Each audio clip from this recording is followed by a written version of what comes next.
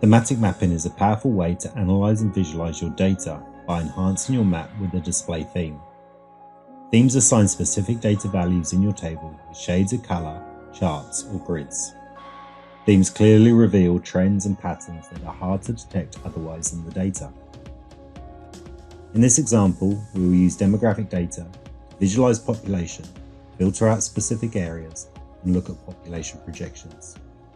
I've placed the Add Theme function to the new mini toolbar and can quickly access it with a right click of the mouse. Simply follow the wizard to create the theme. Once the theme has been defined, we can then apply it to the map. The theme can be adjusted as required, for example, filtering out areas that have a smaller population. Now, if I choose to change the field to projected population, I can do this via the ribbon.